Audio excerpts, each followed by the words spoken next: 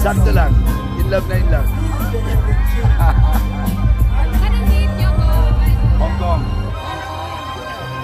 Saan lang date kayo? Overnight lang. Talagang pang Valentine's lang. Yes! I will do that, Ate Salve. Wala kayong utang lang po siya. Okay lang po. Hiramin muna namin sa atin.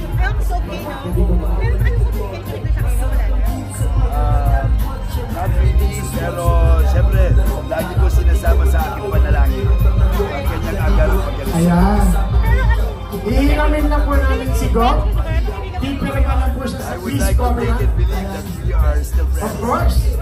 Yeah. Si Mayora. We're civil. At si Vice Mayor. And maganda naman ang aming pinagsamahan. Sabi ni Gob, pagkatapos ito. At naniniwala ko na kami ay nananatili. Pa-picture lang po si Mayora, Ellie, and Vice Mayor Ellie. Nandito. Asa na po sila? Oo, diba? Talaga ibang klase doon. Ibang Well, klase I'm yung happy support that na naman ko. she's closer to her family and close friends. Pero kahit naman nasa abroad siya, hindi naman naging hadlang na siya ay bisitahin ng kanyang mga kapatid at mga kaibigan na malalapit sa kanya. But at least now, it's more, they're closer and more practical. Sir, wala bang sama ng loob o tampo naman? Ay, wala. May bayad po, Maayos ba yung 10,000 paghiwalay? Naging maayos naman? Yes, civil and maayos naman. Maayos naman. Yeah. May communication ba kayo sa kanya? Wala na. Not right. Cancer. Wala ba naging reaction si Chris? Baka malaglag pa tayo dyan. Ayan. Tanungin niyo siya. Pero sir, Hindi ba siya nag-reach out sa'yo? Ayan. Okay, thank you. Ma'am, si Mayora, Ellie lang po, at saka si Vice sabi Mayor. daw kung boyfriend siya sa ngayon sa doktor, sa Makati Med. I think so. I think so. And we're all friends. Kilala niyo ba siya ng personal yung lalaki? Yeah, kilala ko si Dr. Mike. Ayun na, binata ko, At 52 years old, si... sometime in 2023, nung magkasama pa kami ni Chris, Picture lang po tayo ni Vice. pinaasikaso at pinaalaga niya ako kay Dr. Mike para sumailalim sa isang executive check-up sa Makati Medical Center. Matagal na sila nakilala, sir. Well, nakilala ko siya through Chris at nakilala ko siya nung nasa Amerika kami. Wala sa America siya. Yeah.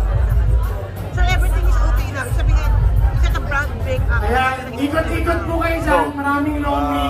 We were friends and we Maraming remain barbecue. friends. Maraming makakain. Ma'am, Maraming salamat po sa Birthday niya bukas. Oo nga naman, balak na batiin siya, sir. Wala kayong balak batiin siya. Well, of course, I wish and pray for her speedy recovery. I always hope for good health, happiness, and harmony for Chris and her boys, her sons, and her family. paunahin muna natin sila, Mayor. Thank you so much. Ipamigay nyo naman yan. Sabi niya na sa Mag-share online, sa naman TikTok, kayo. sinatawag kayong Peg sa manliligaw. Ano? Peg, Ayan, Peg kayo sa inspiration Ako kayo. ang peg. Ibig sabihin nun, Inangat yung standard, inangat yung standard ng panliligaw. talaga? Hindi ko alam yun ah. Ano pong sa pag-effort nyo, Well, kumbaga someone like you daw nag-effort pa rin. Like Ayan, what, ayan po. Si Mayor. like what I said, Si Mayor po, ayan. I did not know. Dito po tayo, dito po I'm tayo. not aware of that. Pero dahil sinabi mo, I'm humbled and overwhelmed. Parang malit na bagay lang naman yung ginagawa ko at parang pangkaraniwan na gawain ng isang nagmamahal yung ginagawa ko. Pero kung yun ay na-appreciate ng iba, edi maraming salamat. All that I do comes from the heart. It's genuine and honest. And if you will answer, what is it in Ira that you like? That you love? Mahaba bang inuman yan? But from day one, we connected well. I felt the spark, and I'm happy where I am right now. We're having fun. We have a healthy, happy, and harmonious relationship this last 6 months, going 7. So, kamusta pong Valentine's Day bukas? Any plans? Yeah, I'm taking Ira out for dinner in Hong Kong. Oh, wow. Yes.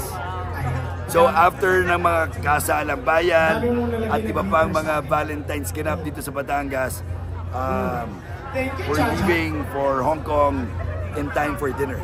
Thank you. Ayan. Well, yes, kasi overnight lang.